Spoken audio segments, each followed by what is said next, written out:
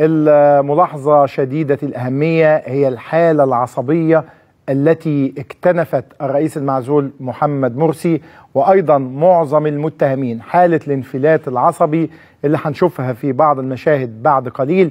لكن الأهم من كل ذلك هو أنه هذه الحالة العصبية دفعت الرئيس المعزول محمد مرسي إلى السقوط فيما يمكن أن نسميه الحالة القذافية. إيه هي الحالة القذافية؟ الحالة القذافية هي أن تنشئ لنفسك عالما من الخيال والأوهام. العقيد الليبي معمر القذافي كان يقول الجماهيرية العربية الليبية الاشتراكية العظمى، وكان يعتبر ليبيا دولة عظمى ويخلق لنفسه عالما خياليا لم يتخيل حتى لحظة السقوط. الحالة القذافية هي أن تنكر الواقع، أن تعيش في حالة خصام مع الواقع، ودايما اللي يخاصم الواقع ينتحر. وهكذا يفعل محمد مرسي الذي أصيب اليوم بالحالة القذافية. عايز استعيد معاكم الحالة القذافية لما العقيد الليبي معمر القذافي قال جملته الشهيرة: من أنتم؟ من أنتم هي حالة الخصام مع الواقع، عدم الاعتراف بالواقع، عدم تصديق الواقع، أن تعيش في الخيال والأوهام ولا تتخيل أبدا لحظة السقوط. ويمكن حتى أن تتعامل مع الشعب الذي ثار عليك بنفس تعبير القذافي: من أنتم؟ هكذا فعل محمد مرسي داخل القفص اليوم حينما قال للقاضي رئيس الدائرة الذي تحاكمه: من أنت؟ تعالوا أستعيد معكم أولا الحالة القذافية وبعدين نشوف أنه كيف سقط محمد مرسي في نفس الحالة القذافية، وهي حالة الهوس وحالة الجنون وحالة الانفلات النفسي والعصبي. من أنتم؟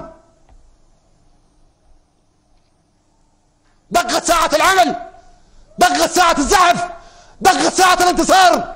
لا رجوع، إلى الأمام، إلى الأمام، إلى الأمام. ثورة، ثورة.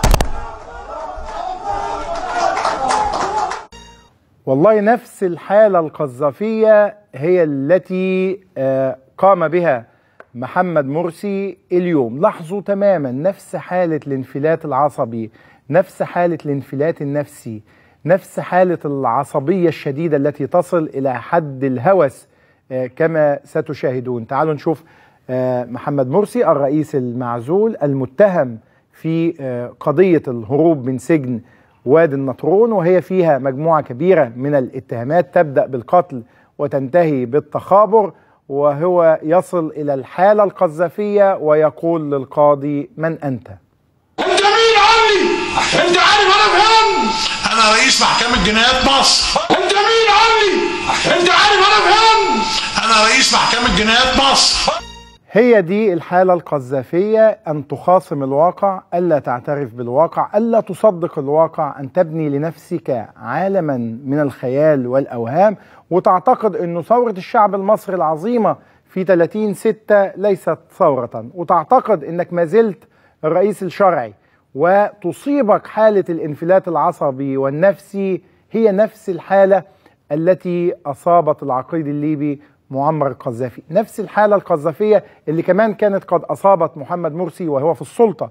لو تتذكروا شفتوا رئيس دولة يهدد بأنه سيشعل المظاهرات في كل مكان، يعني معاك السلطة وعاوز تتظاهر في الشارع، لا يفعل ذلك إلا العقيد الليبي معمر القذافي. لم يفعل ذلك. القذافي هو الذي كان يتظاهر، فتقول له بتتظاهر ضد مين؟